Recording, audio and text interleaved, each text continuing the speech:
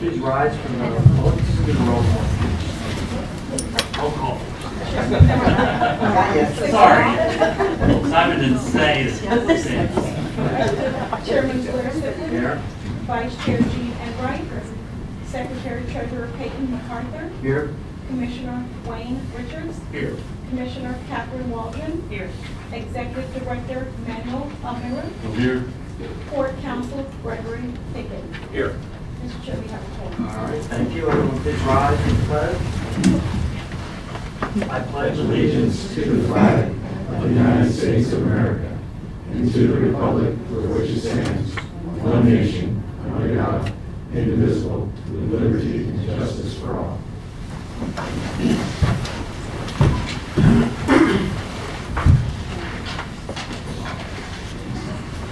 Okay. Approval of the minutes for the special meeting on the 24th and the regular meeting on the 28th. We have a motion to approve those two meetings. Kathrine and Craig by Payton. Any discussion? All in favor, opposed? Carries 5-0. Additions, deletions, presentations, announcements. Mr. Chair and Commissioners, we have a couple of changes. Michael Bennett will not be here for his 10-year service award. And also, we would like to delete, or actually bring back, a better word, H5, the approval of LifeRamp Navigator Intelligent Platform. I'd like to bring that back in December. I'll fine. See what it is. Delete it. Deleting it back, yeah, and we'll bring it back in December. That's fine. Okay. November, December time. Okay. Anything else? Under announcements, presentations? No? Nope. Good. Consent agenda. Does anybody have anything they want to go for the consent agenda? Okay, then we don't have anything. We can make a motion. So moved, sir. Any discussion? All in favor, all opposed? Carries 5-0. Okay, district reports. Thank you, Commissioners, and good afternoon to all. I'd like to start with the round report. First on our topic of discussion was the U.S. Coast Guard Captain Megan Dean, accepted our invitation to join Tropical Shipping for staff in a meeting to explore possibility of obtaining faster deployment of U.S. Coast Guard personnel to conduct physical assessment of the port. Of course, I'm referring to once a storm goes by us.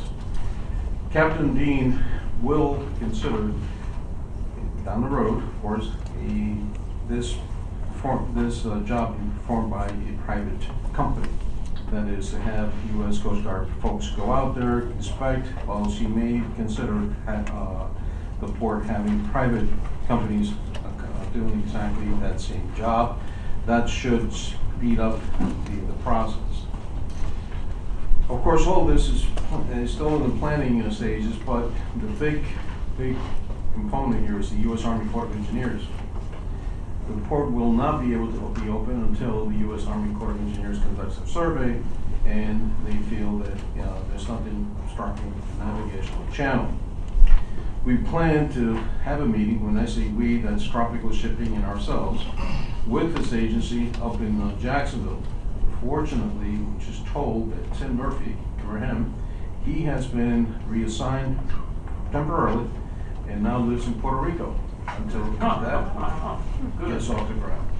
So we may see him sometime in 2020. Also, Commissioners, the Palm Beach County Cares, as we know, Commissioner Waldron is a co-chair of this organization, which is doing a phenomenal job and is getting the word out about the relief goods. In a meeting that was held here at our seaport, very, very well attended and press coverage. I'm aware of one delivery that has taken place, and I would like to ask Commissioner Waldron if she can perhaps provide us with an update on where we are. Sure, thanks, Manny. First of all, as most of you know, this started about 3 weeks ago, And I just want to say that thanks to the port's contribution of a warehouse, it really helped kickstart the whole effort. So we had a press conference, and last week we were able to get 500 pounds into just an airport just outside of San Juan and up into a nursing home the same day. And it's significant because I think most of you know that the port's still jammed up and the large airports are kind of jammed too. So we were able to get a pilot to contribute his time and fuel, and he took 500 pounds and he brought 6 evacuees back who all needed medical help. And at this point I just talked to the guy who's managing the warehouse for us. We probably have close to 100,000 pounds of contributions. And we have a big push this weekend for contributions. And we're fortunate because one of our concerns was that the goods would sit there and not get into Puerto Rico or the U.S. Virgin Islands. And we have a plane, we think, that'll take 30,000 pounds next week, and a ship that's going to take the rest in both Puerto Rico and U.S. Virgin Islands. So we have a method to get it in there. We've got contacts with the Rotary Club and the United Way and University of Puerto Rico. So we're actually going to be able to get it out to the remote areas of the island. I'm curious, how did you get there? The JetBlue? Is it the- I think it's JetBlue. I don't know. It's out of Miami, so we're pretty sure it's JetBlue. It's through Scott Lewis, Eagles Wings Foundation. He reached out to them, and so we're going to try to get the cargo down there. But everybody, 2 men in a truck, JetBlue, the Port, United Way, Goodwill. We've got every Palm Beach County school system. The county just voted for $100,000 towards the evacuees, right? Towards everything. Yes. It's logistics and. Yeah, they are hosting this Saturday and next Saturday. The county's hosting 4 distribution sites, and it's all coming up to the warehouse. So it's been a really great effort. It's been phenomenal. I heard on the news today that there's 75 dogs. They were brought, puppies. They were brought in for adoption. So Well, if anybody's interested. I mean, every time you hear that, okay, so only 80% don't have electricity, a thunderstorm comes in and it goes back to 95%. So, and then the water is just not good at all. 3 weeks ago we were told they don't need water, we're fine, and now that's the main thing they want because it's so bad. So Puerto Rico is it's just been devastating. I'm not kidding when I say that Tim Murphy will probably see him at least a year and a half from now. So Thanks, it's a yeah. station down there. Yeah. Thank you, Commissioner.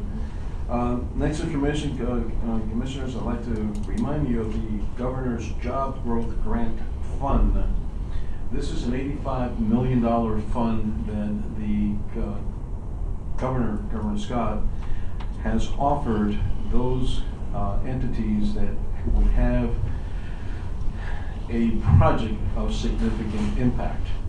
With that said, what we have done is with the use or through FDOT 4 down in Plantation, they sponsored a study, and they actually engaged with Trans System, who went ahead and did a study on our system, the rail system that we now have in place, and have superimposed a lot of their new drawings for the ability for us to expand our railroad capacity. Excuse me.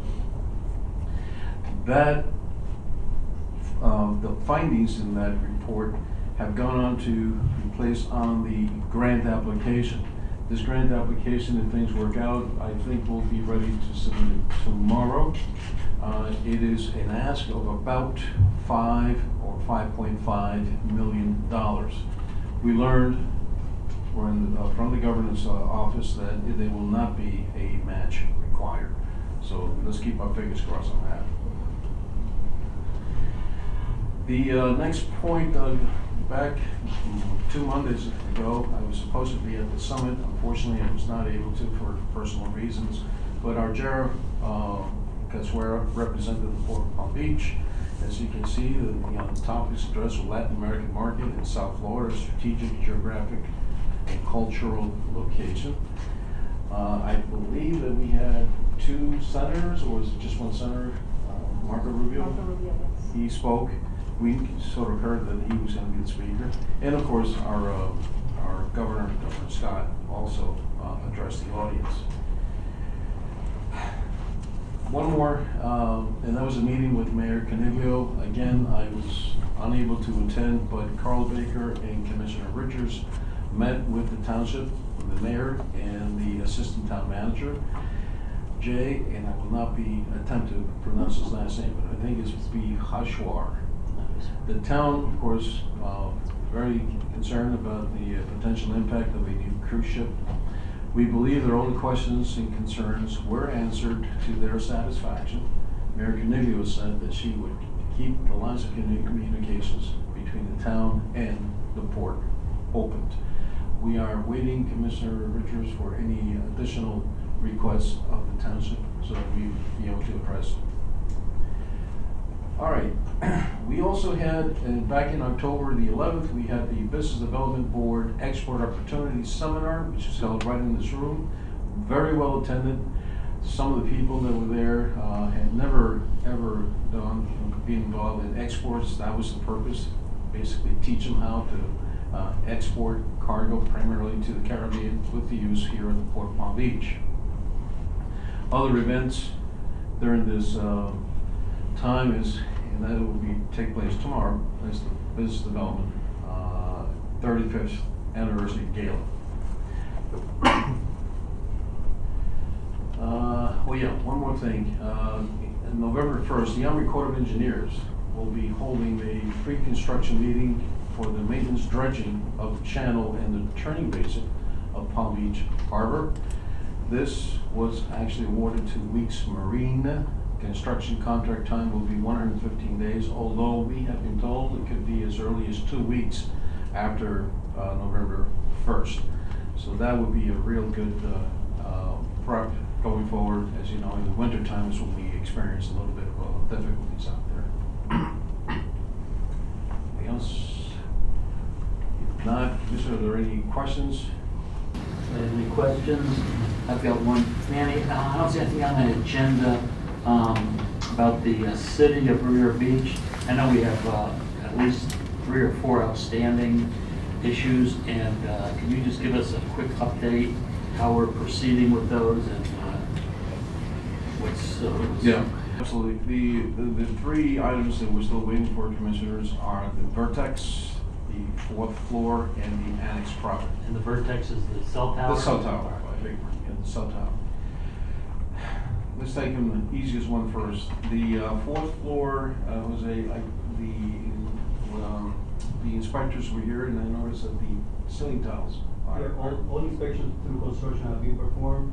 The final inspection is the one that is outstanding, which is going to be going by the end of November. But in terms of 4th floor, they have been proactive, and every time we request an inspection, it's been performed most of the time the next day. All right. Now, the next one in descending order, of course, the annex. As we all know, we went through the planning zoning, that was unanimously approved. Our next step is having it put in the council meeting agenda. That may be a little bit more challenging than it sounds. We have reached out to Jeff Gannon, but unfortunately no response yet. In speaking with our attorneys, we have Plan B, which is, we're basically going to be dealing one-on-one with each of the council people to perhaps apply pressure that way. Well, I understand. Let me interrupt you for a second. I mean, I don't think we have to put pressure. All we're doing, this has been pretty much approved. So I don't know. Go ahead. Thank you, Chair. In the past, some of the council persons, you may recall, Manny, were not pleased that staff were speaking with them. I didn't get that, but I just want to remind you of that. And you shouldn't have to jump through those hoops. As you know, the city is going through, as we can read, there's some significant issues. Sure. Involved. There's currently an acting city manager, and I was told that they appointed somebody as well to take as an intern. I would suggest you go to the city manager, whoever it is. Planning and zoning is simply a body that recommends, that's all. Right. And it's not uncommon for this city or any other city to not follow the recommendation. So I don't think it's a done deal, but we should be able to get an agenda fairly soon now that we've been through P&Z. And I would say hammer home at the city manager, whoever they might be. And maybe you CC a council person, but I don't suggest you go to the 5 council people and track them down. They're very busy with other things. Okay, You good? Would you agree with that? Yeah, because it's not that, you know, this has been going on for how many years now? Payton is our rep. If Right. Payton were to go to a meeting and say, hey, we're waiting to be on an agenda, I would not be surprised if they said, hey, put it on the agenda. So. just for the record, I have spoken to others, and that was a suggestion, but I would follow this based on what you just had to say. Mr. Chairman, I agree with Commissioner Richards. I think if he does, if he just mentions it, it would be okay. I think it's not the point in time for us to try to talk to individual commissioners. I don't think it would be advantageous for us. So just go on the way we were doing it, and I think we'll be okay. That's fine. And last but not least, of course, is Vertex now. Cell tower. It's the cell tower. I keep saying the Vertex, you're right. the Nobody cell knows tower. what you're talking about. I cannot tell you the frustration level that both Jara, myself, Ken, all of us have had that we're not getting any responses from the planning division. And we're just gonna piggyback on the same, meaning once we talk with the county administrator, whoever is appointed as the city administrator, then we'll bring up those 3 issues. Right. On the cell tower, now, all we're trying to do is move it from one building. Actually construct a or cell cons- tower. Right, well, Or be here. Right. So just because the other building's getting torn down. Exactly. But, I mean, there's there's thousands of people that get their cell service from this tower. I mean, so, Most of the most of the employees in that department are gone, and the acting person is inundated, that what Jerry calls it, anyone. So they're at the same, as Mandy said, at the same way that I addressed the previous item. yeah, all right, but I mean, that's just like, Yep. you know, it's nothing for us so much, but all the people that need the cell tower to get cell Absolutely. service. I think we start calling pretty soon. On the surface, I hope it doesn't sound like we're not having to be doing anything. It's just that there's certain obstacles that are preventing us. But we will continue, and obviously we'll be talking with Commissioner McArthur to also bring the ball. Well, there are 2 other things that we've been waiting for some time.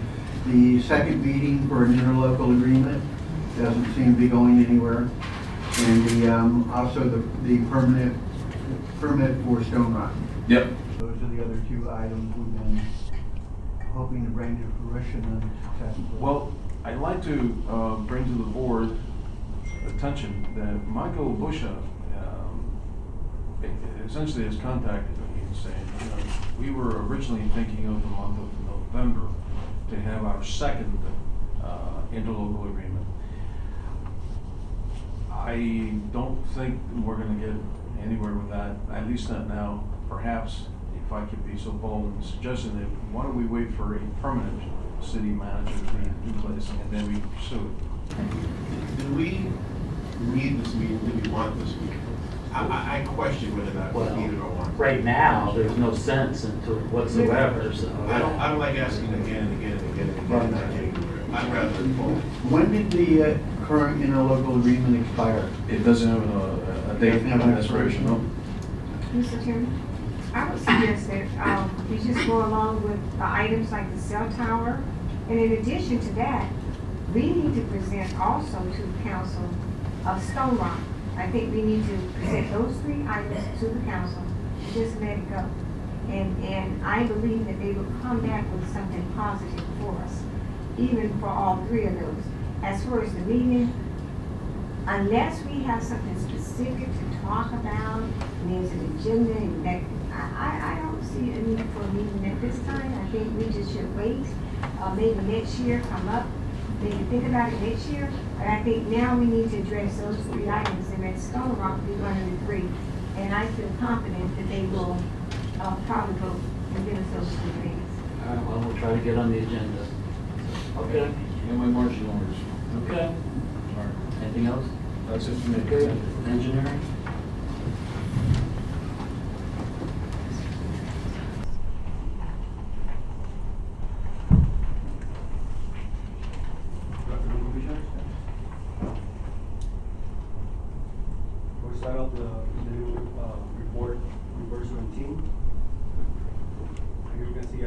short picture from this week. See the wires on the east side. Progress has been continued slowly through the last month, with not much significant changes since the last board meeting in September.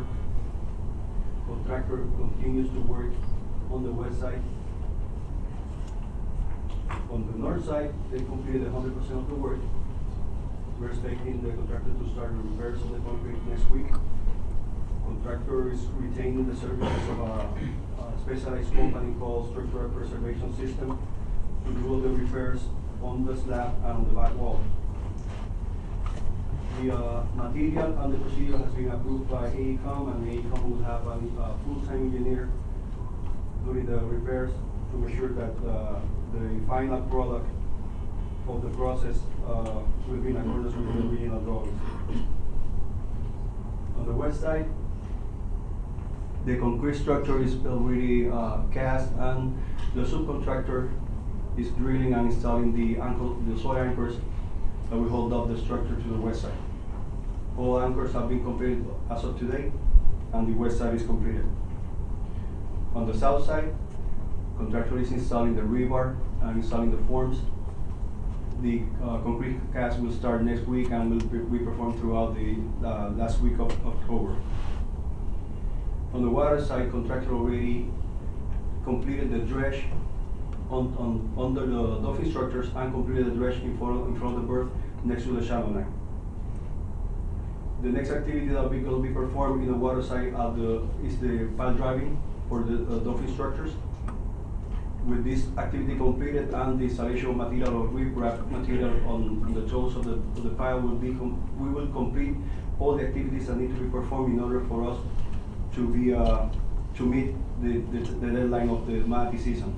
I want to make clear that the only activities that manatee season are restricting not to be performed during that period are the dredging, which is already completed, the pile driving, and the installation of riprap material.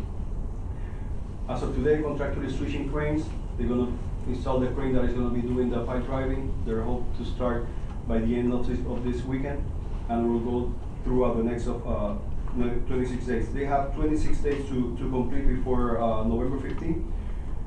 They're comfortable in completing those activities, and we think that if the process of pile driving is continues as we expected, they will meet that date. Activities to be performed after that will be the completion of the boilhead, the completion of the structures of the dolphin structures, and installation of fenders. Contractor is on the last update that is submitted this week on Tuesday. They're comfortable saying that they will complete the work by December 9th. We need that area to be complete by the end of December for other purposes, and hopefully they will complete that area. AECOM and the port we are being very proactive in terms of returning all the information requested by the contractor, RFIs, submittals, doing a turnaround of documents as fast as we can, so we help them in continue to do the process as fast as they need to complete the project by December. In our experience, we think they have enough time to finish the project. The activities that need to be performed before manatee season, they can be done, and the activities that need to be done to complete the project by December, they can be completed. Both basically they have to maintain the rhythm that they have right now, and there should not be any holdups. I'll say the pile driving for the dolphins, yes, will it be particularly loud and noisy? Yes, it would be. Daytime only, I assume? They will be performed during daytime. Most of it is because of security issues, but it's going to be monitored. We have decibel restrictions in terms of noise. We're going to be monitoring throughout the activity, but it will only take place during the day. Is it louder, will it be louder than the other pile driving that was done, or it's consistent? Consistent. Thank you. Appreciate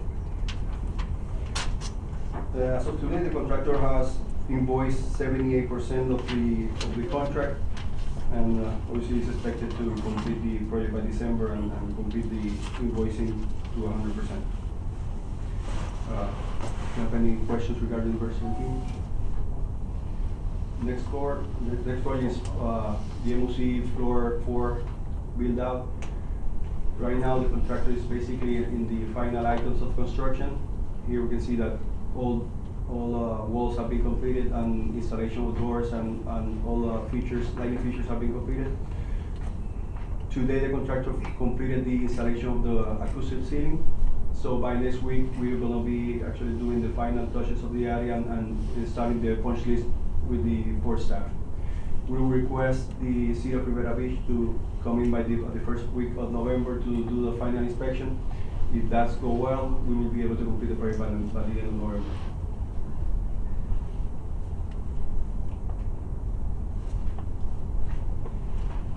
Have any questions regarding the fourth floor? No?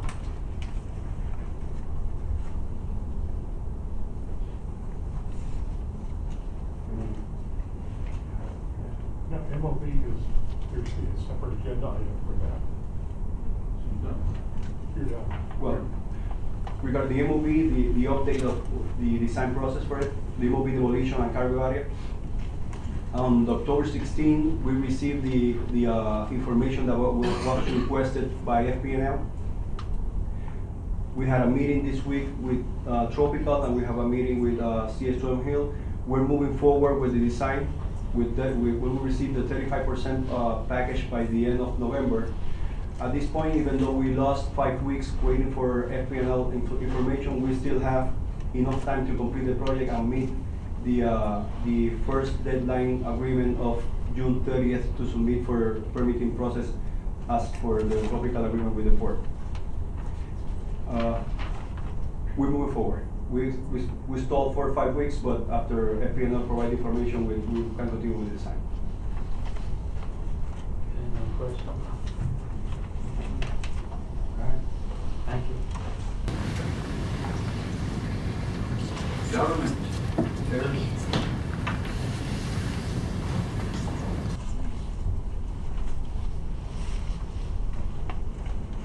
Mr. Chairman, Commissioners, Richard Pinsky. Greetings from Tallahassee. We had our first committee week last week, leading up to the 2018 regular session. It was a full complement of committee meetings. Some of it was dictated by Hurricane Irma updates. Wanted to know, most of the legislative committee meetings surrounded what the infrastructure response was like, how it survived, what mitigation has to go forward for the future, what funding requests from the agencies, etc.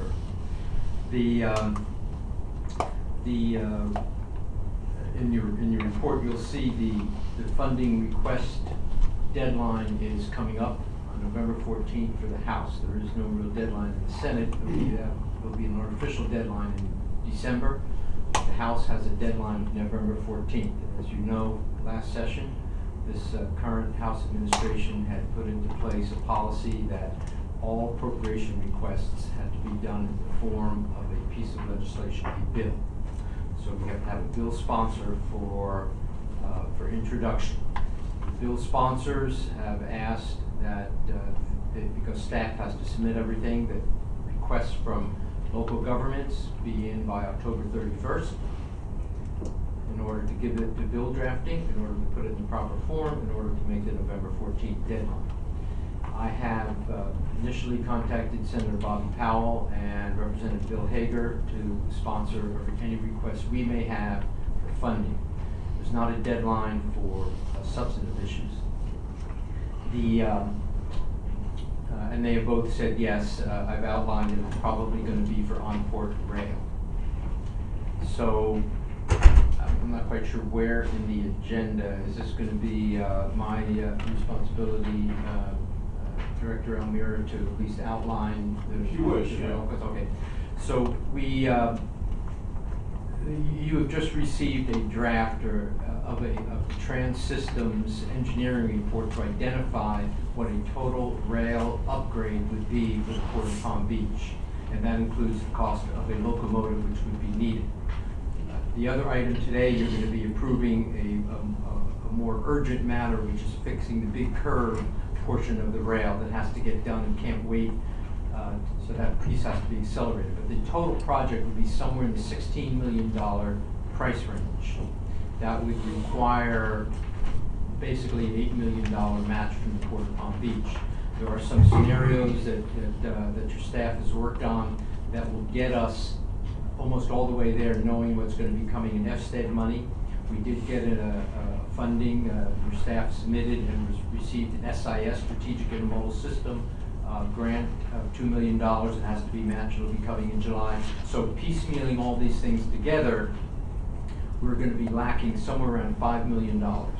So I'm asking today for your approval. I don't know if we need the form of motion, but basically, is there any opposition to allow me and Carl and your staff to work between now and October 31st, because there won't be another Port Commission meeting, to cobble together our $5 million ask for the delta that we're missing on the on-port rail project.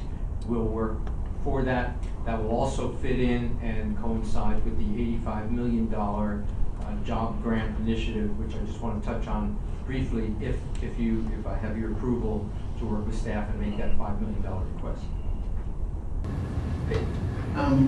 Richard and Paul, I just want to make sure, I'm sure you run this by Mr. Zielinski, and he's comfortable that we'll be able to. Just want to touch on briefly, if I have your approval to work with staff and make that $5 million request.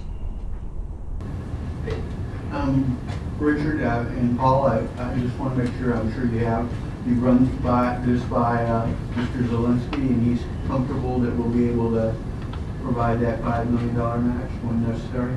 $5 million we will have by the time it's needed. Thank you. I think he just guaranteed it out of his personal funds. That's what I heard. That's okay. And if he doesn't, we can sell some of his wife's paintings. But yes, and actually that's a great question, because Commissioner McArthur, one of the things that Carl and I were doing today was we need Paul Zielinski to sit down with us, and that's why we don't know what the number is that we have to get with Paul to actually find. You have our approval. Okay, good. So the $85 million, that was one of the meetings they had this past week. The governor's office did a wonderful job of not answering a single question and duck dodging and avoiding every direct question about when would the first one be handed out. Is there a deadline? No. Are you going to do it piecemeal all at once? No, we're not saying. Will it all be done before session? No, we're not saying. They do have another $85 million request in, by the way, but there's absolutely no information on an average amount, when they're going to do it, how they're going to do it, who gets it, or whatnot. So we do believe that trying to get a legislative ask, as well as going into the economic development, a job grant application would also be worthwhile. And even though we're not in this Tiger round, we continue to work with our congressional delegation on also. So whoever the first one comes with the $5 million, it'll be a celebration. But that is where we are on the on-port rail project. And in your packet also, you'll see there are a couple of bills that have been filed. One of significance to us, of course, there's the public meeting one, which would allow, should the Port Commissioners find themselves traveling for information purposes, or perhaps to an AAPA, that you would actually be able to do fact gathering and not be subject to the sunshine if it was properly noticed and conducted in an appropriate manner. There is an update to the anchoring and mooring bill that passed last year. As you know, and your staff supplied some great pictures of what happened as a result of Irma, with boats crashing in and ending up at our port.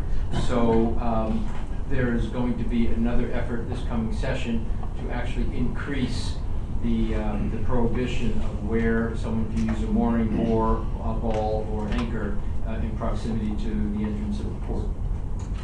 I think, short of, tomorrow, thanks to Commissioner Waldron, I did not know about it, but the South Florida Regional Planning Council and the Treasure Coast Regional Planning Council are having a joint meeting, and one of the items on tomorrow morning's agenda is going to be an update on rail on State Road 27 for the purpose of an intermodal logistics complex and connectivity to the freight system. I am booked solid tomorrow morning and unable to attend. I have a very important event I have to attend with Commissioner Waldron and Ken Hearn. So I won't be able to attend, but we'll be monitoring it, absolutely. So, Chairman, any further questions? I Any think other that's it. questions? All right, thank you. Next item. Mr. Chair, Carl Baker will be representing us in that meeting. Good. Right guy for the job. Whole business.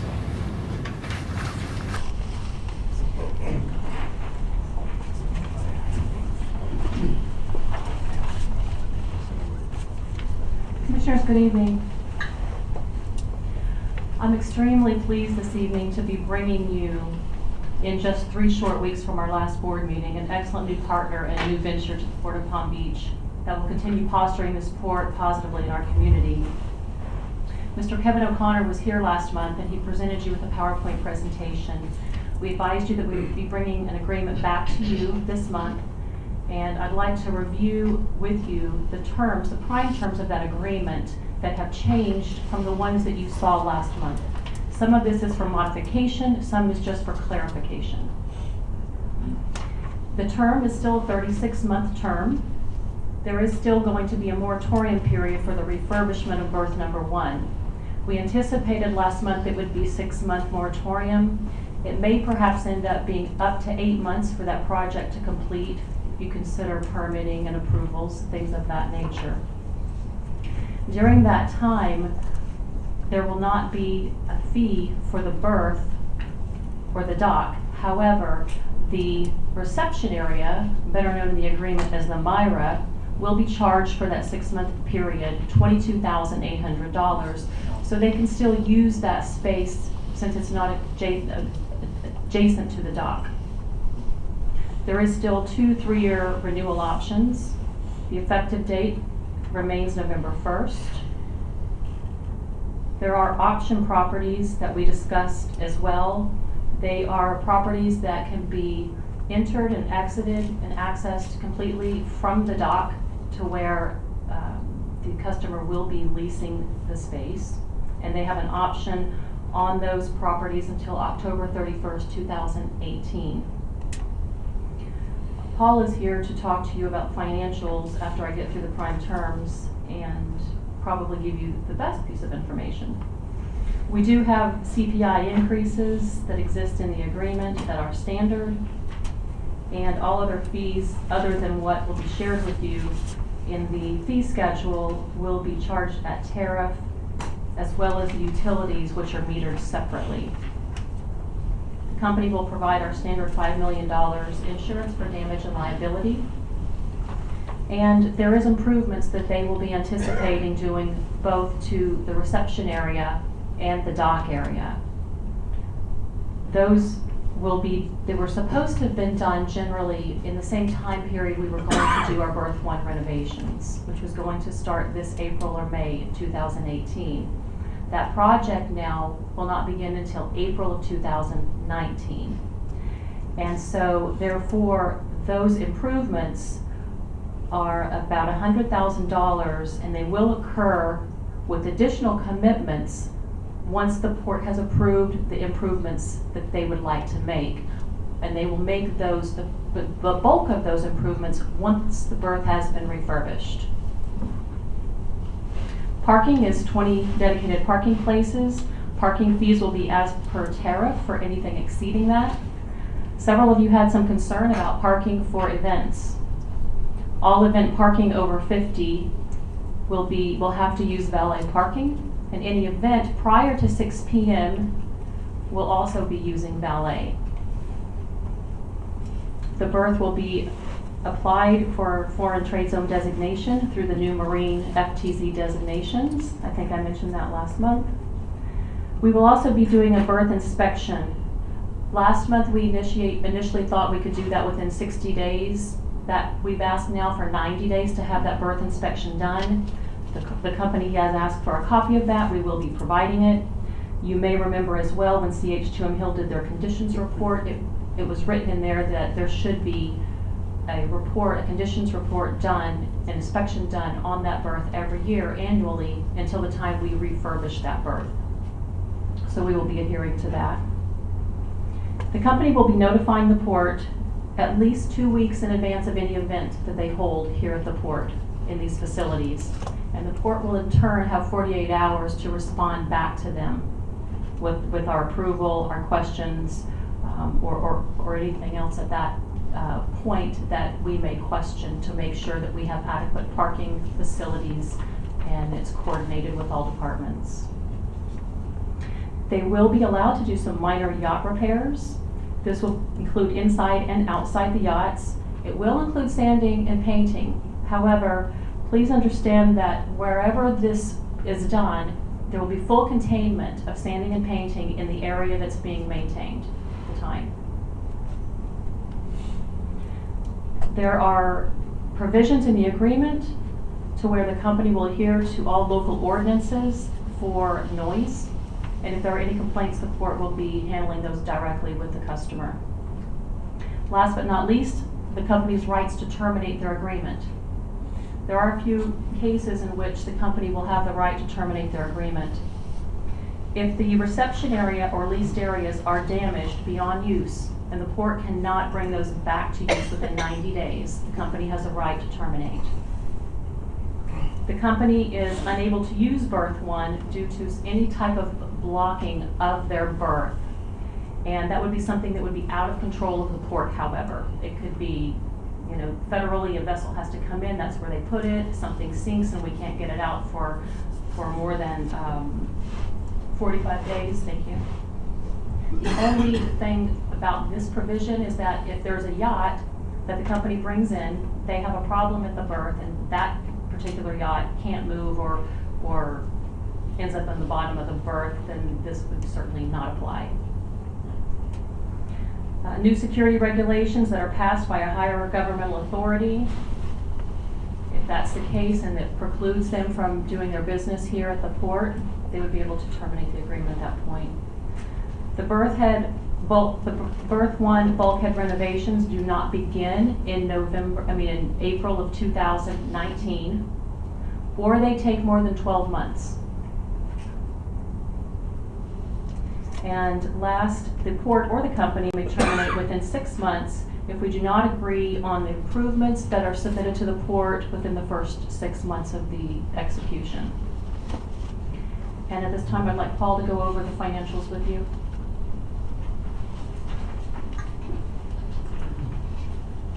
The agreement calls for a $200,000 third-party deposit and an initial payment of $200,820.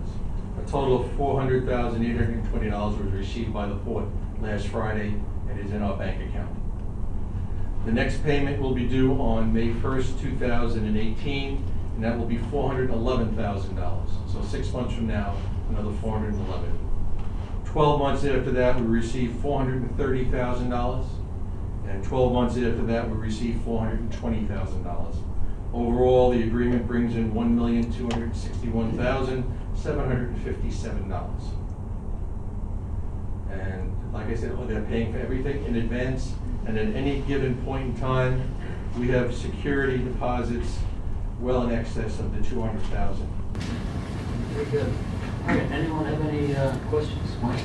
Thank you. Briefly, this question is for Manny. Manny, do we have clarity and finality with Robovich and how they will be able to operate in the interim? Clarity, yes. Finality, no.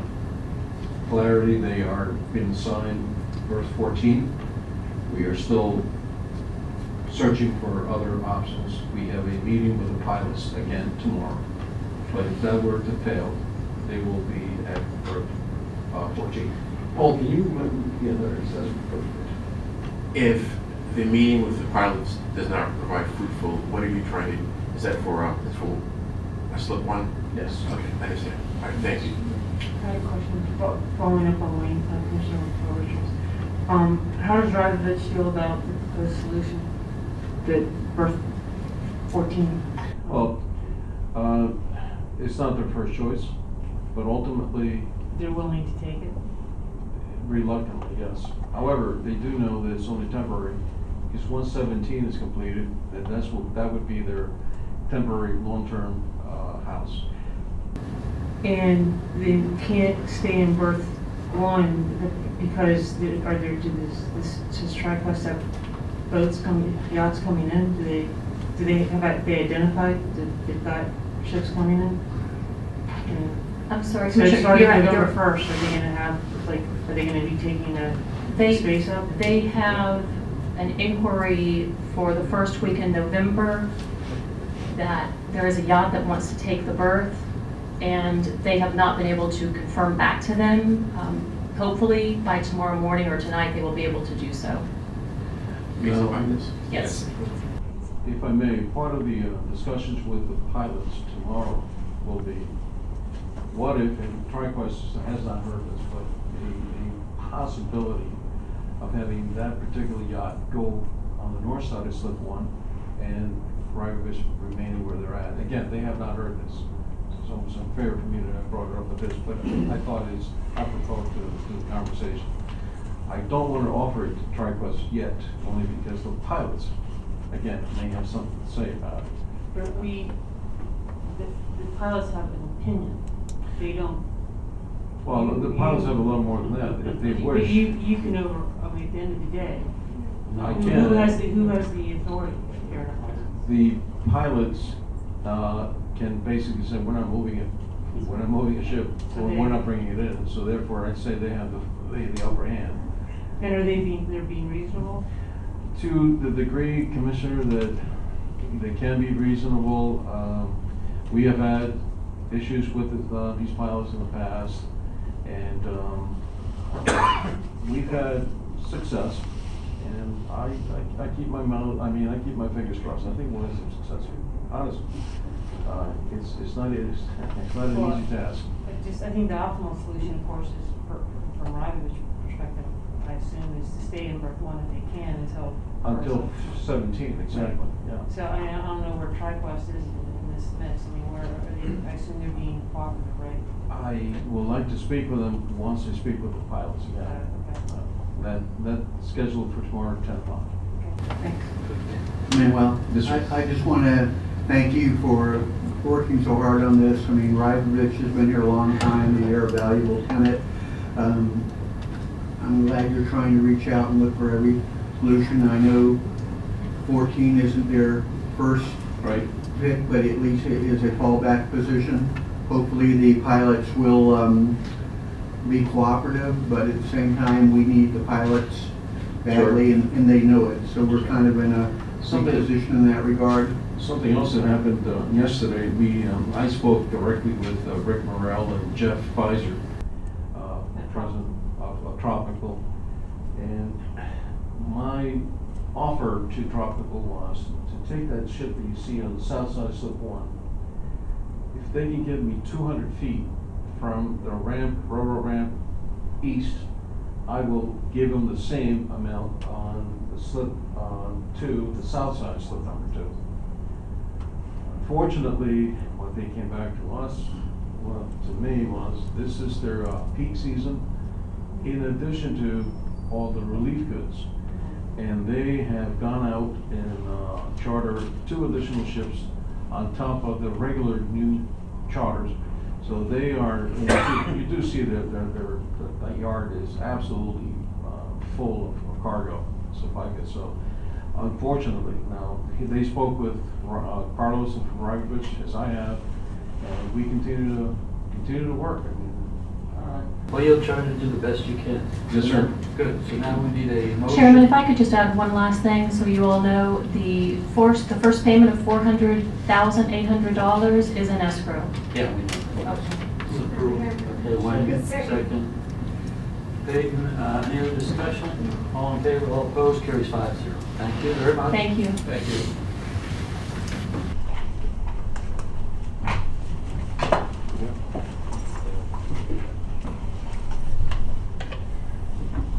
All right.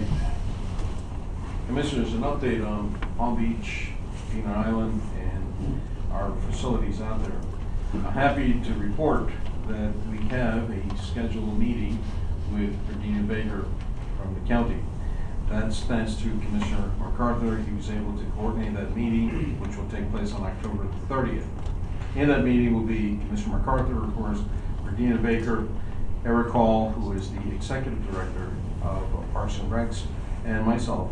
And of course, we will be answering, and I hope I mentioned Karen Martins, answering and providing more information as we move forward. Again, as a reminder, October the 31st is the last day of the lease, meaning that come November 1st, the facilities, the lease terminates, and then those facilities revert back to us. To that end, Commissioners, just a week and a half ago, Ken Hearn, Richard Lair, and a few other IT folks visited the island, and they successfully installed an alarm that connects the island to the port. That allows us to monitor any activities today and in the future. Incidentally, Eric Hall, in our last meeting, which happened to be on October the 16th, he mentioned that he has identified an individual who would like to live at the Coast Guard house facility. It will be just the caretaker. More details as they become available. Also, Commissioners, I believe that the Captain Alberton, is he here? You are. Oh, very good. Commissioners, if I may, if I can bring Captain Alberton, he'll explain better who he represents, who. But just as in a couple of words, the Honeyfitz yacht, which was owned or actually used by presidents, which is now docked up in Jupiter. Captain Alberton has some ideas as to how he may be able to participate in this Peanut Island and Maritime Museum facility. So if we can bring him up, please.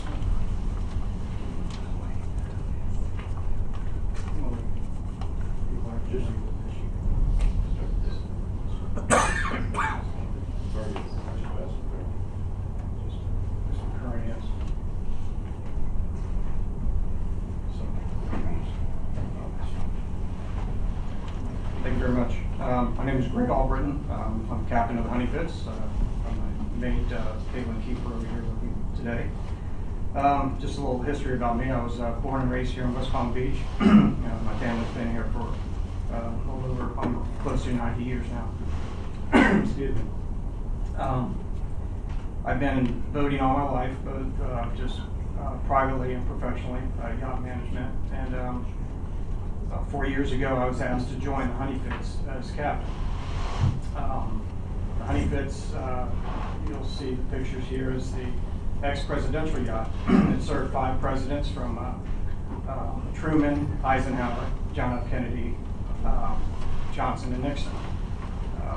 It was then sold to auction under the Carter administration, which is when it was first auctioned off. It was not auctioned, but not going to be allowed to be chartered. So there was very few people interested in taking on the vessel. After they dropped that clause, it was purchased privately, and the owner of it now has owned it since the early 90s. We are an inspected vessel, so we can take up to 70 passengers. We are currently actually in Fort Lauderdale now, just finished our inspection for the year. And when we're here, typically it's seasonal charters. We do a lot of weddings, corporate events, birthdays, casual outings. One thing we haven't been able to really do is individual public viewings. That's because of lack of area to do that. We've been down to Rybovich South Yard for many years. Now we're up at Loggerhead, and all of those places are private and don't allow influx of a lot of people. When we have been in places like downtown West Palm Beach for the Vintage Boat Show, the lines are incredible. You know, we get calls every day of, can I come down and see the boat? And we really don't have that ability to do it. But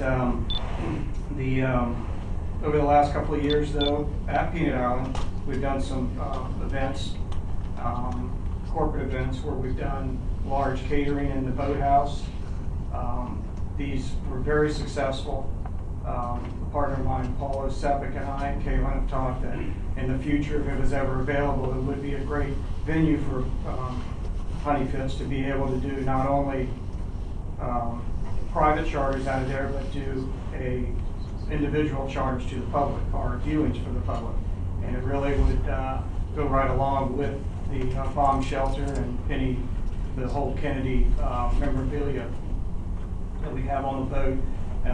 I think if you look on the last pages, there's actually pictures of the Honeyfits in 1961 docked at the boathouse when Kennedy was here. So basically our intentions today are just to express our interest in being involved in creating a quality attraction for Palm Beach County, using Peanut Island, the Honeyfits, the bomb shelter, and the facility that's there. With the improvements that have been made to the island over the years that I've seen, with the walkways, the snorkeling trail, I think it could really be an attraction that people are not just there for a couple of hours, but come there to spend a half a day or a day there. So that's as I said, if you have any questions, and Any questions? I just have one question. Is the Honeyfits, is that different than wasn't there a presidential yacht, Sequoia? yes, sir. There's actually 7. There was the Potomac, the Williamsburg. Different presidents used different boats. There were 7 of them. The Sequoia is now out of the water. It's in pretty bad shape and needs a complete restoration. Eisenhower, for instance, used the Honeyfits to get to the Potomac. He used the Honeyfits to go golfing up the Potomac at times, but he would use it as a tender to get to the other vessel. The reason it is now, and it was called then the Arbor Hand under Eisenhower. Honeyfits during Kennedy, and the reason it is back to that is the owner's father went to school for a short time with JFK.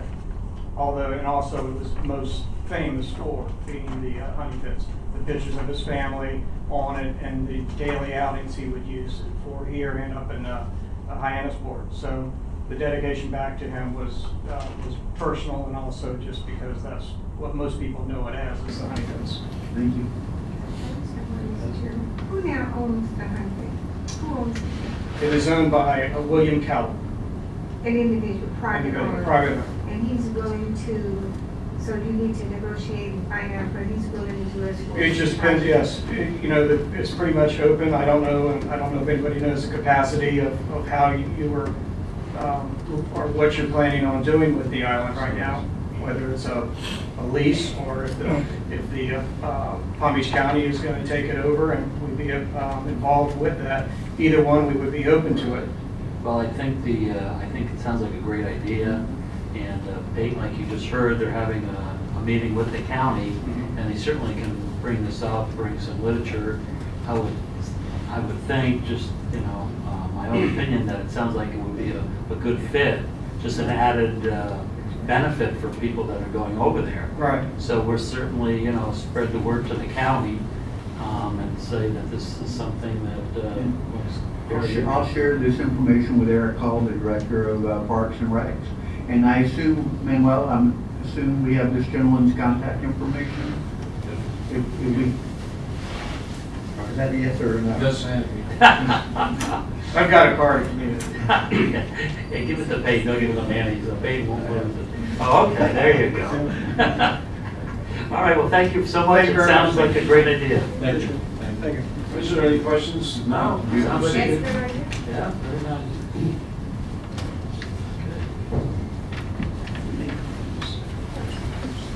Yeah. Each one.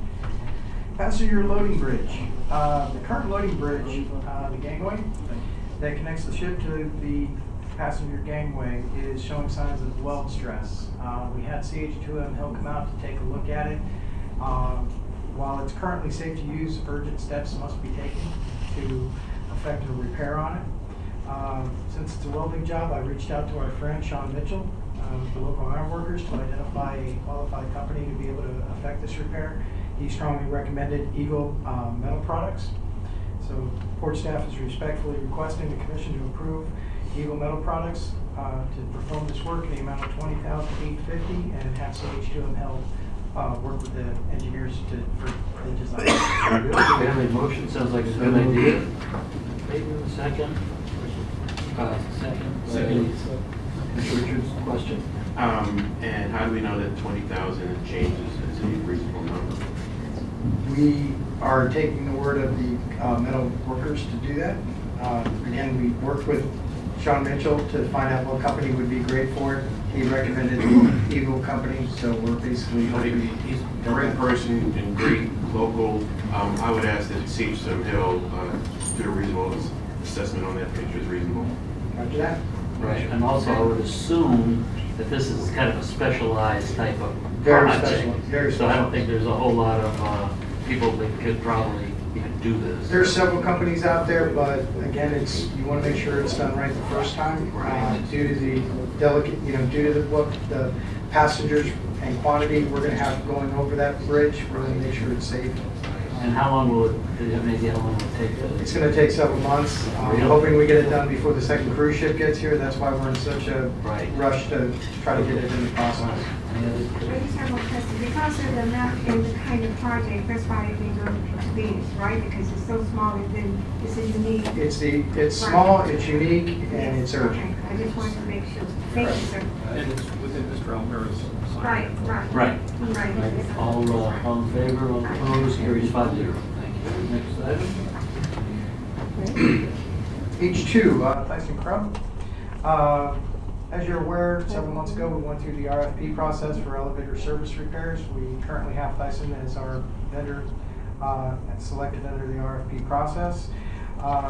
We have been taking a hard look at our escalator systems that are 17 years old and have not had a major refurbishment in that 17 years. Basically, with everyday use, we're looking to get that service done. That's going to basically replace the hand railings, the step chains, which are basically adjusted to the maximum length right now. If they were to break, the system's out of service for at least 8 weeks. Just getting the parts and then another 10 days to get it done. Again, we're looking to get this done before the second cruise ship gets here. Port staff respectfully request commissioners to approve Thyssen in the amount of $104,381.99 and authorize the executive director to approve the purchase. All right. Need that. We have a motion and a second. Question? Same question. The amount? This is under their negotiated contract price that was completed under the RFP. Thank you. Yeah. Kate Axel made the motion. Commissioner Henry. Second, Commissioner Waldron. And Ken, are these for both escalators, the up and the down, or? It's the one in the back for the customs that goes down into the customs area, and then the main terminal coming up into the main terminal. In the front door. We're very fortunate that they've lasted this long. 17 years. Every time I go to City Place, the escalator's always out. Yeah. Always. It's never worked. After 17 years, we have a lot of chickens coming home to roost, and Right. So they that's just a keep good- popping up on me every time I This turn is a around. good move. All right, so all in Chairman. favor? Oh, go ahead. Like just further good news, but even better news, the fact is that we do have a deposit from the line for improvements in the terminal. I think we have over 150,000, so that's what this money's gonna be. Exactly. Good. All right, all in favor, all opposed, carries 5-0. Very good. All right. Need that. We have a motion and a second. Question? Same question. The amount? This is under their negotiated contract price that was completed under the RFP. Thank you. Yeah. Kate Axel made the motion. Commissioner Henry. Second, Commissioner Waldron. And Ken, are these for both escalators, the up and the down, or? It's the one in the back for the customs that goes down into the customs area, and then the main terminal coming up into the main terminal. In the front door. We're very fortunate that they've lasted this long. 17 years. Every time I go to City Place, the escalator's always out. Yeah. Always. It's never worked. After 17 years, we have a lot of chickens coming home to roost, and Right. So they that's just a keep good- popping up on me every time I This turn is a around. good move. All right, so all in Chairman. favor? Oh, go ahead. Like just further good news, but even better news, the fact is that we do have a deposit from the line for improvements in the terminal. I think we have over 150,000, so that's what this money's gonna be. Exactly. Good. All right, all in favor, all opposed, carries 5-0. Very good.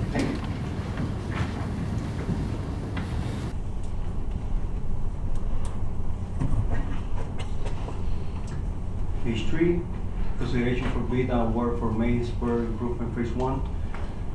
During the board meeting of May 2017, Board of Commissioners approved the board to go out for bid for the on-port facility expansion project phase 1, which is basically what we call the curve. On August, we received 2 bids for the project, one from company LMH Civil Construction and the second one, Gonzalez & Sons. The bids were tabulated and evaluated by our CCNA, CH2M Hill, with the lowest bidder being Gonzalez & Sons, with a total amount of $971,154.96. Gonzalez & Sons is the lowest responsive and responsible bidder, having provided all the credentials, certifying experience, and capability to complete the work. The board staff respectfully recommends the board to award the contract to Gonzalez & Sons for the amount of $971,154.96. The project will be funded 40% by FDOT JPA and 60% by Port's capital budget. Second. Under discussion, go ahead. Okay, so are you recommending Gonzalez because there's a little bid? But Gonzalez has been here before. He's been here before. They- they're all- Go ahead, yeah. It's been both lowest bidder and both they have the capability of doing it. We went through their proposal. We are comfortable that the numbers that they provided are correct and they can do the job. Are they a local business? Yes. Yeah. And they've been here. They've done a great job for us in the past. Okay. They also do Sometimes South when Florida you get a little materials. bit. They work for South Florida materials for where they're doing their asphalt tanks.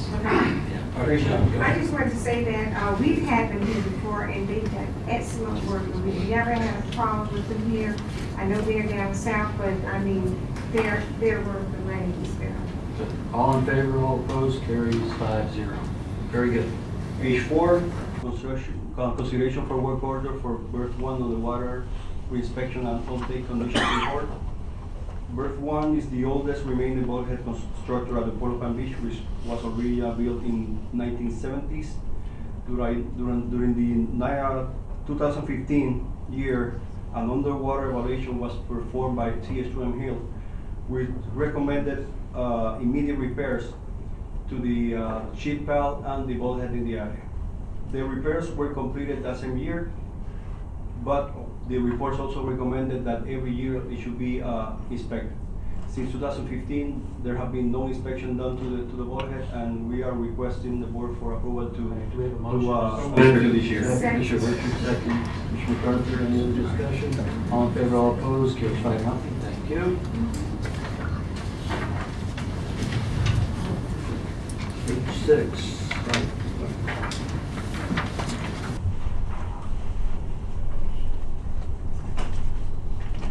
Good afternoon, Commissioners. This is Everbridge Communication Platform. I'm going to yield to a subject matter expert, Heidi, who will explain the item.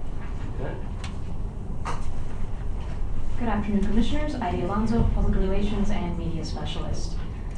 Everbridge is a critical communications platform trusted by thousands of companies. The Florida Division of Emergency Management, the Turnpike, 200 ports and maritime environments, cruise lines, Maersk, theme parks, 25 of the busiest 25 airports in North America, NOAA, the National Weather Service, Department of Homeland Security's, thousands of law enforcement agencies, and every casino in Las Vegas. Traditional communications, as we know, fail during times of crisis. The Fort Lauderdale Airport active shooter incident is one example. We actually had examples during Hurricane Irma. My texts and my calls and my emails to Ken, for example, failed during Hurricane Irma. You can see some examples on the slide there, the Boston Marathon, Hurricane Sandy, etc. This is why we're turning to Everbridge for our critical communications. They are certified as essential to national security by the Department of Homeland Security. They are on the same level as FEMA. So when FEMA sends a message, we'll be on the same level if the port sends a message. They have prioritized access to send their messages. How does it work? Everbridge is fully featured. Imagine an Amber Alert for the enterprise. You've all received a text saying there's a missing child in Florida, and your phone makes that strange sound, correct? The port, if it has a critical communication message for the public, will be able to send an Amber Alert, very similar to the ones you've seen for tornadoes or missing children. Smart conferencing. With one click, I'll be able to get all of you on a conference call. You won't have to dial an 800 number, you won't have to put in a PIN. I literally will say in one click, I want all the commissioners on a secure line, and I want to automatically escalate this call because it's a priority. It will target you, not your device. So if I have 4 phone numbers for you, the system will call all the numbers until it reaches you. It calls participants immediately to join the call, as I said. There's no dial-in, there's no PIN. Another incredible feature is mass text messaging. As you know, when you send a text message to someone, you don't actually know if it's been delivered or if they've actually received it. This provides instant acknowledgement. So the customer, the stakeholder can actually respond right back and say, yes, I received your message. There is also an audit trail. So for example, if someone has 3 cell phones and we don't know where the text message went, Everbridge will give us that audit trail and we'll know for certain that the message was received. Google Public Alerts is an incredible feature. So if the public is searching for any location within the port's area, Google will actually place an alert regarding the port right on the search. They also do this in Google Maps, and they also have what's called Google Now, which is for Android phone alerts. Community outreach is also critical during times of crisis. Governor Scott held a press conference and he asked people to opt in to his text messages. With hashtag Florida Prepares, you texted that to the number that he provided. Before Hurricane Irma, he had 280,000 opt-ins. After this press conference, 900,000 people had opted in. And the governor knew, with Everbridge, that those messages would be received by Floridians. Who is the audience for Everbridge? It's you, the board. It's our staff, it's tenants, license holders, users of the port, and the community at large. The community does not have to sign up for Everbridge, so we're not just going to speak to someone that I perhaps know what their cell phone number is. Everbridge knows how to geolocate people. So if they're a tourist from Canada and they happen to be boarding the cruise ship and they happen to be in the area of the port, Everbridge will send them the message because Everbridge knows their cell phone because they've been geolocated. Opt-ins are also possible.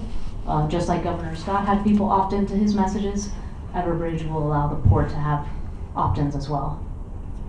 Everbridge has extreme scalability and reliability. During Hurricane Irma, for example, 70 million messages were delivered. 20 million of those were related to the hurricane, but not all. Some were about wildfires, some were about cybersecurity breaches, some were about the earthquake in Mexico. Some were about code alerts and traumas at hospitals. But Everbridge can handle all of these messages simultaneously because of their reliability and their scalability. Any questions about Everbridge?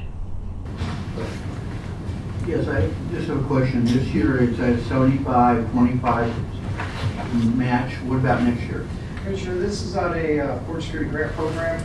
It's going to be covered for 3 years under the program. I'm actually going for an initial 1 year to basically vet it out to see if the return on our investment is worthwhile, just to make sure there's no issues. I have good confidence in this. Palm Beach County EOC operates under this system as well as Miami-Dade and Broward. So it's getting a lot of positive feedback from local municipalities as well as counties. Thank you. If I may give you the exact amounts. So year one is $4,715.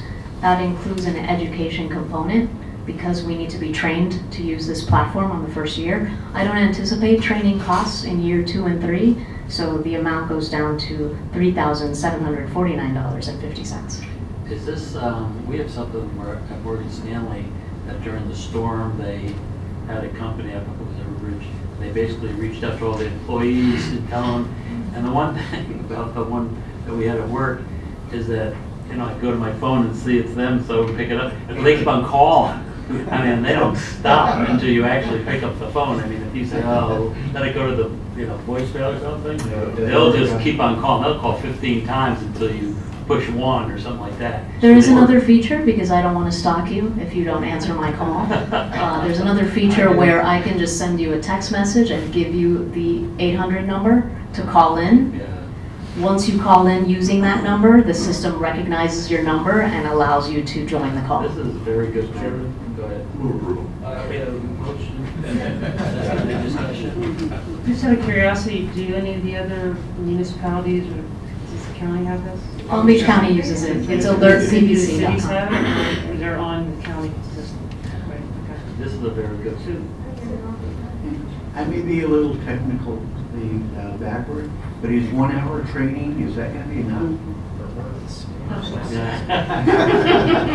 I may have to retrain Ken for many, many hours after. And so that's just for you, and then you're gonna help train our staff? Yeah, well, I'll be in the meeting as well for the training. Okay, I mean, it just seems like 1 hour goes by pretty fast, even though it's a webinar. Thank Okay, you. Very good. All in favor, all opposed, carries 5-0. Very Thank good. you. All right.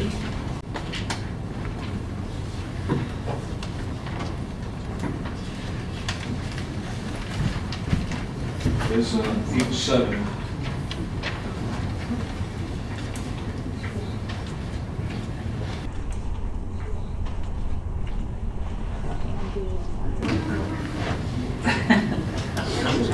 No.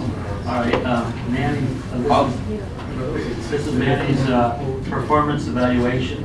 That is correct. Incidentally, I do not know who the authors are of all these numbers. They're just 1, 2, 3, 4, and 5. Oh, I have an idea who they are, but so who tallied it? probably.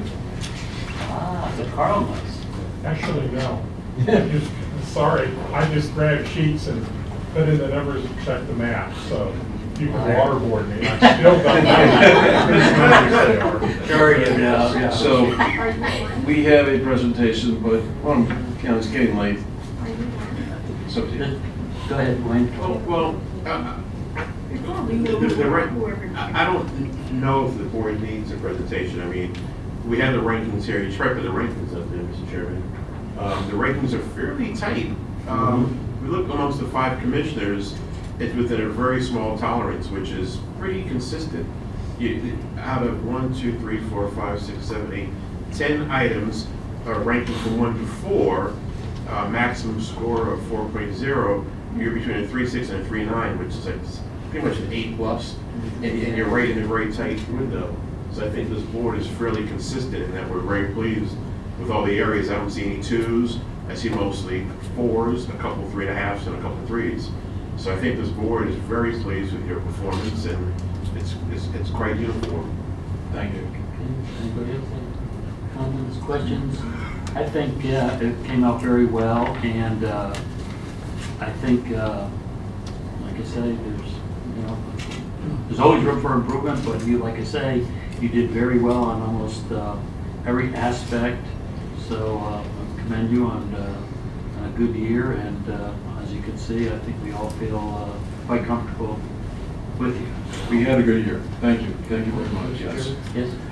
In the past, for the last few years, upon a very good performance review of the executive director, this board has voted to add a year to the director's contract. And that has proved very useful for us. It's provided this board stability and the director's stability as well.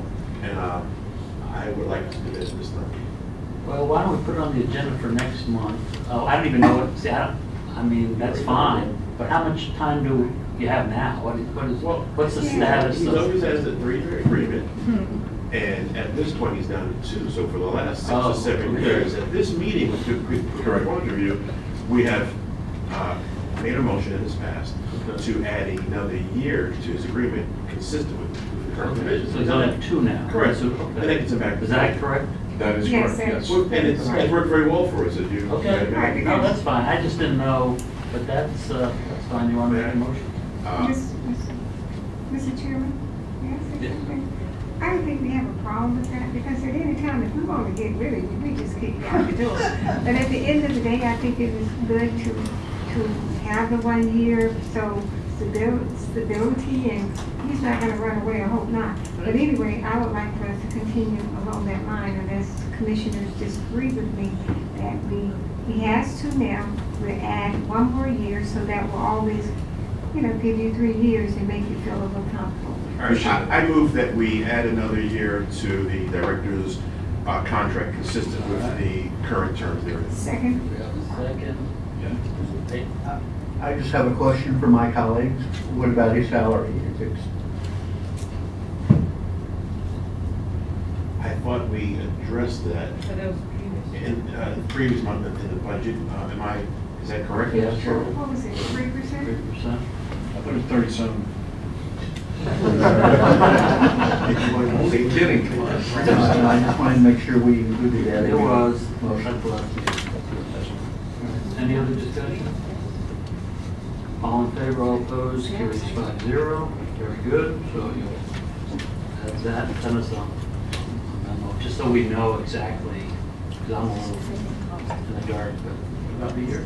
yeah, I didn't know this, I thought we already had 3%. Now you've got 3. He's down to 2 now. He's down to Right. 2. So now we add a year. See, no. No, Am I talking to you? I never forget the years. I won't forget the years. No, but that's because we had a discussion on that Exactly. last year about the years, and we didn't do it, and then we came back and we gave you the Okay, years. next item. Okay. Very good. Thank you, thank you.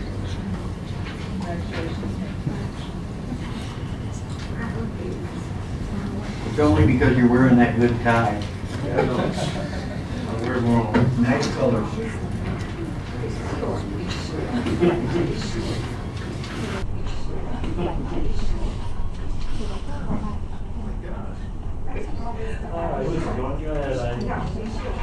So Commissioners, it's time to discuss your bios as they appear on the board staff sheet and on the website. I included printouts for you of all the relevant items. Since the cover sheet was written on October 12th, we did receive recommendations that the bio have the name of the commissioner, your education and your accomplishments, some words about your family, and your vision for the board. So this serves as the time for you to discuss how you would like to proceed with your bios on both the board staff sheet and on the website. What you just said, Patty? It's not, that's the last Okay. version, previous to this Well, discussion. we've got 2.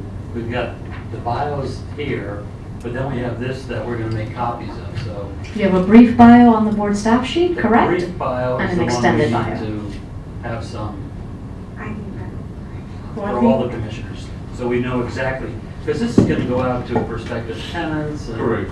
Everyone's gonna look at this. Correct. So this one has to be non-political, it's gotta be, a few lines just saying, where we were born, and what we do, and whatever. I think what you just said made sense, the 3 or 4 parameters. So the bio, But there's 2, there's a bio, and there's 2 different ones, so I'm talking just about Sit this. here, sit here. Right. I got you right. All right, so why don't all the commissioners get with you? Could you say it again, the bullet points? Right, all right, yeah, go ahead. Absolutely. So the name, education and accomplishments, family, and a vision for the board. That's a this long one, one, right? right? That would be the brief bio for the staff Mr. sheet. Chairman, Just a second. Because we have 5 or 6 lines, and we're giving you basically 5 items, it would just be about 1 sentence per item. Okay. The extended bio, we have not discussed any parameters. I'm open to what you would like to do with that All right, content. go ahead. Mr. Chairman, on the brief bio, would you be kind enough to give us a number of words? Because when you look at them, you say a sentence or 2, it depends on what a sentence is. So if you can just say, or if you can just email us and say, hey, name, family, like this, and if you can send us all an email with the bullet points, what you want, and also if you can be kind enough, because it goes to the printer, to tell us how many words you would like to have. I think a good number would be 62 or 60, whatever, but you make that decision, and then we would know, so I'm not going too far, because when you say family, about you can still run on. So you say 2 or 3 lines, my 1 sentence might be longer than Blair's 1 sentence. So at the end of the day, if you can just ask the printer about how many words and give us that. I think that would clear all up. Well, I'm fine with what you wrote for me, so do I have to do anything to it? I mean, there's no vision though. No, it's up to you. So name, educational background, accomplishments, and what was the other? Family and vision for the Okay, board. now accomplishments, can I say that I'm the best person since sliced bread and I'm the tallest? I mean, when you say accomplishment, I think you have to hey, vote on no that, offense. please. I'm sorry. No, but I'm a little levity here, but I see there are some political things going on in here. I assume you mean non-political when you say accomplishments. Is that correct, or is that correct? Okay. Correct. All right, all right. All right, so here's what we'll do. Everybody we'll call, each commissioner will call you next week. You'll get our feedback on both files, and then you'll print it up for us and send it out, and then we'll all look at it and say, that's perfect. That sounds like a solid plan. I have one question. When you say non-political, my question is, can you put when you were elected or not, or whatever? I mean, where is that go? Or just don't put what year you were elected or what happened? I know because Blair, I went a little stretching far, but Blair has that he's been here all these years and blah, blah, blah. Is that okay, or can I still put that, hey, no one who's ever ran for court in the history of the court has received a high percentage rate of votes, and I have an important history, which is true from the supervisor convention.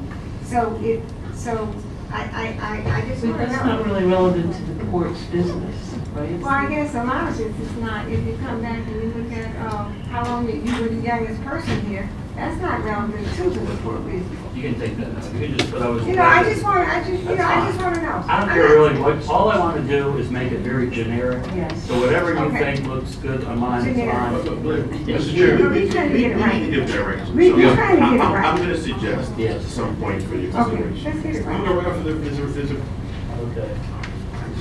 This is for the biopolitical. There was something that you gave us, it's, okay. I'm gonna, the year the commissioner joined the board, education, current or previous employment, city of residence and our birthplace, and additional family information. Okay. That would exclude adjectives, the tallest, the longest serving, or the highest percentage. Right, yeah. Basically non-political. Okay. So I move that within those general parameters, Email that to and that it should be limited to maximum 6 lines, that should be the background information for this board staff.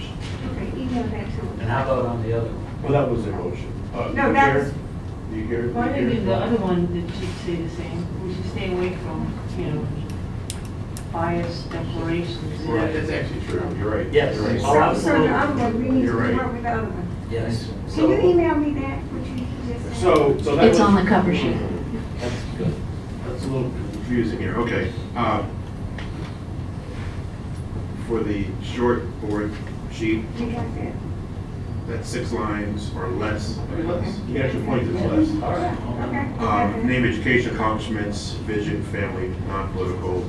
And for the longer bio, we need to leave political adjectives and exaggerations and adjectives out of it. Yeah, I think that's a good idea. And even on the regular bio, I mean, everybody here has been on clubs and, So we can take all the clubs out? well, I mean, we could, Whatever you want. I know, I'm just saying that, I mean, I think it looks better from a business standpoint if we all reduce them down to, 2 or 3 instead of putting in, Mr. Chair, if I can, just one opinion.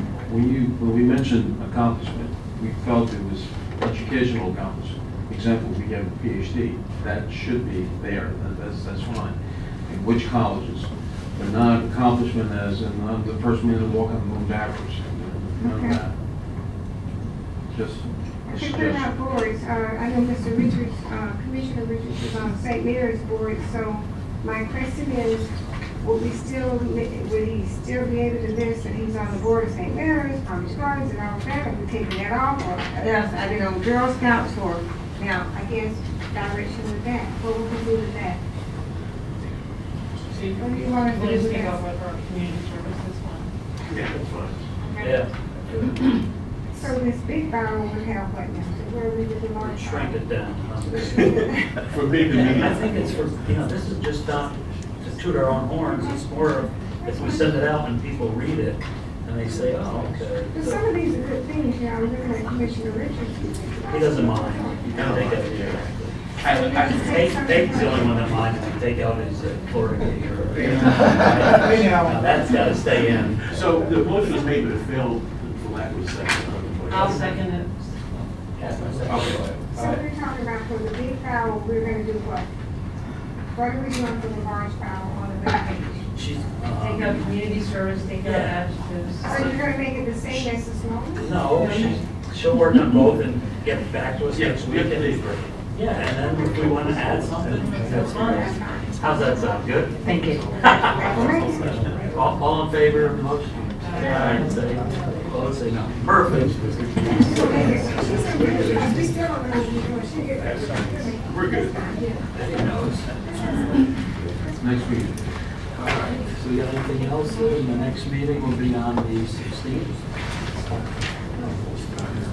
Can we? Oh, wait a second. First, we have no, man, it's jumping the gun here a little bit. First, we don't have any comments from the public because there aren't any cards, but for the commission.